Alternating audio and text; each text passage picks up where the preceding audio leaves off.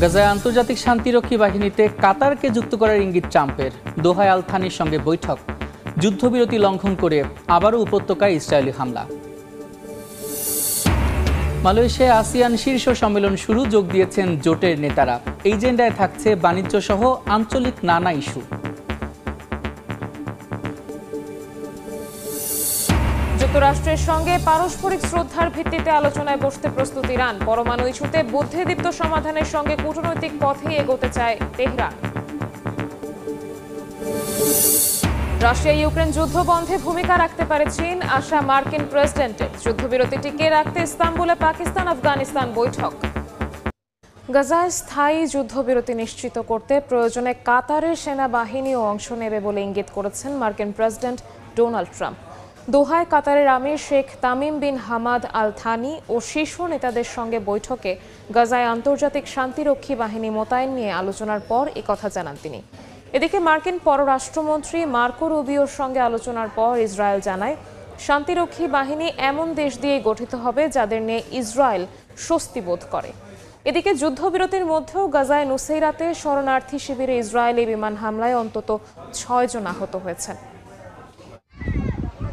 গাজায় নুসেইরাত শরণার্থী শিবিরে গাড়িতে ইসরায়েলি বিমান হামলায় কয়েকজন আহত হয়েছেন। তেল আবিবের দাবি, ওই গাড়িতে ফিলিস্তিনি ইসলামিক জিহাদের এক সদস্য ছিলেন। এদিকে মধ্য গাজায় নেতজারিম করিডোরের কাছে গুলিবিদ্ধ এক ব্যক্তিকে উদ্ধার করেছে সিভিল ডিফেন্স। পরে তাকে আল আকসা শহীদ হাসপাতালে নেওয়া হয়। এদিকে অক্টোবর মাসে পশ্চিম তীরে ইসরায়েলি বসতি স্থাপনকারীদের হাতে 86টি আক্রমণের ঘটনা নথিভুক্ত করেছে জাতিসংঘ। মানবাধিকার সংস্থাগুলোর অভিযোগ, এসব হামলায় ইসরায়েলি সেনারা প্রত্যক্ষ বা পরোক্ষভাবে জড়িত। হামলার মূল উদ্দেশ্য ফিলিস্তিনিদের নিজ ভূমি থেকে বিতাড়িত করা, যাতে দখল সহজ হয়।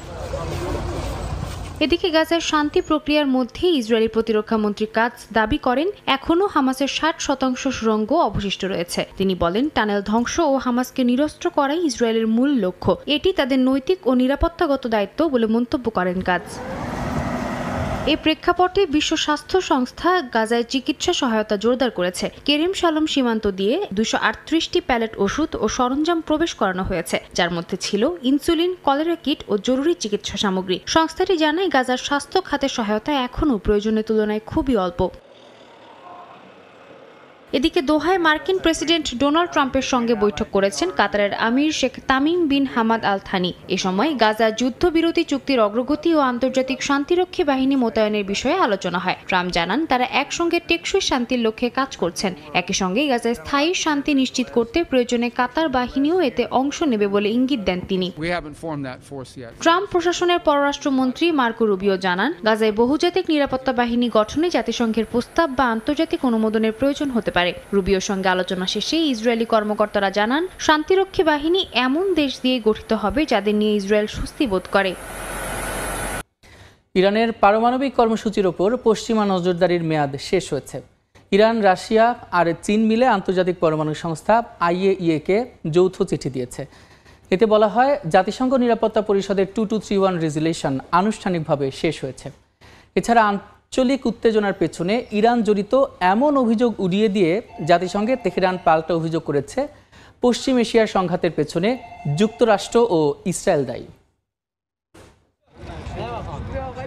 ইরানের পারমাণবিক কর্মসূচি বন্ধ করতে বারবার চেষ্টা চালিয়েছে পশ্চিমারা, আর সে লক্ষ্য পূরণে 2015 সালের 20 জুলাই পাশ করা হয় জাতিসংঘ নিরাপত্তা পরিষদের 2231 নম্বর রেজুলেশন। 2016 সালের 18 অক্টোবর থেকে কার্যকর হয় এই আইন। এই রেজুলেশনের মেয়াদ 10 বছর থাকায় চলতি মাসের 18 তারিখে শেষ হয় সময়কাল। এরই পরিপ্রেক্ষিতে ইরান, রাশিয়া আর চীন মিলে আন্তর্জাতিক পরমাণু সংস্থা IAEA-কে যৌথ চিঠি দিয়েছে। এতে বলা হয়েছে, জাতিসংঘ নিরাপত্তা পরিষদের 2231 নম্বর রেজুলেশন আনুষ্ঠানিকভাবে শেষ। তাই ইরানের পারমাণবিক কর্মসূচি নিয়ে রিপোর্ট করার আর কোনো আইনগত ভিত্তি নেই জাতিসংঘ কিংবা IAEA-এর।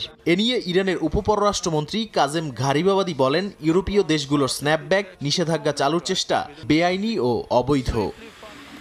এমন পরিস্থিতির মধ্যেই জাতিসংঘের নিরাপত্তা পরিষদে পাল্টাপাল্টি উত্তেজনা সৃষ্টি হয়েছে যুক্তরাষ্ট্র ও ইরানের মধ্যে। তেহরানের স্থায়ী প্রতিনিধি আমির সাইদ ইরাভানি বলেন, অন্য দেশের অভ্যন্তরীণ বিষয়ে হস্তক্ষেপ করে না ইরান। তিনি পাল্টা অভিযোগ করে বলেন, পশ্চিম এশিয়ায় সংকটের মূল কারণ মার্কিন সামরিক উপস্থিতি।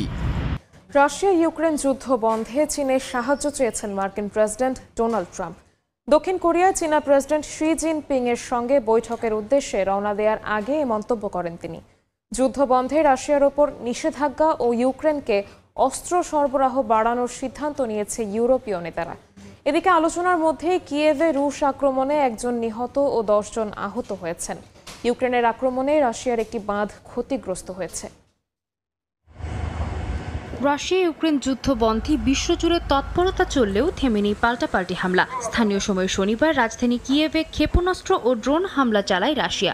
বেশ কয়েকজন হতাহত হয়। বিভিন্ন জায়গায় অগ্নিকাণ্ডের পাশাপাশি ক্ষতিগ্রস্ত হয় একটি কিন্ডারগার্টেন স্কুলও। এর আগে ইউক্রেনের অন্তত 10টি এলাকা নিয়ন্ত্রণে নেয়ার দাবি জানায় পুতিন প্রশাসন। এছাড়াও কিয়েভের বেশ কিছু বোমা, ক্ষেপণাস্ত্র ও রকেট প্রতিহতের দাবি জানায় তারা। এদিকে ইউক্রেনীয় হামলায় রাশিয়ার একটি বাঁধ ক্ষতিগ্রস্ত হয় বলে জানানো হয়েছে। এতে এলাকা জুড়ে বন্যার আশঙ্কা দেখা দিয়েছে বলে জানা যায়।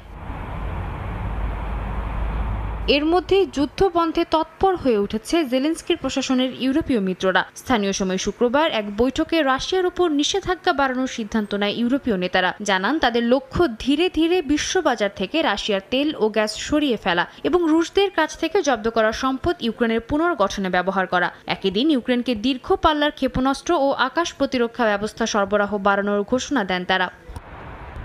এদিকে ইউক্রেনের রুশ আক্রমণ ঠেকাতে চীনের সাহায্য চেয়েছেন মার্কিন প্রেসিডেন্ট ডোনাল্ড ট্রাম্প। দক্ষিণ কোরিয়ায় চীনা প্রেসিডেন্ট শি জিনপিং এর সঙ্গে বৈঠকের উদ্দেশ্যে রওনা দেওয়ার আগে সাংবাদিকদের এ কথা জানান তিনি। বৈঠকে নিষেধাজ্ঞা ও বাণিজ্য নিয়ে আলোচনার কথা থাকলেও ইউক্রেন বিষয়ে শি জিনপিং এর সঙ্গে কথা বলার সম্ভাবনা উল্লেখ করেন ট্রাম্প। বলেন, পুতিনের সিদ্ধান্ত বদলাতে ভালো প্রভাব রাখতে পারেন শি। তিনি চান যুদ্ধ বন্ধে চীন এগিয়ে আসুক। ইয়েমেনে নিযুক্ত সাবেক মার্কিন রাষ্ট্রদূত স্টিভ ফ্যাগিনকে গাজা যুদ্ধবিরতি সমন্বয় কেন্দ্রের বেসামরিক প্রধান হিসেবে নিয়োগ দিয়েছে যুক্তরাষ্ট্র।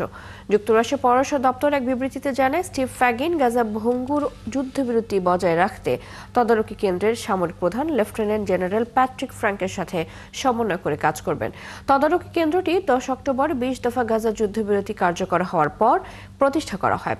ফ্যাগিন 2022 সাল থেকে ইয়েমেনের রাষ্ট্রদূত হিসেবে দায়িত্ব পালন করেছেন।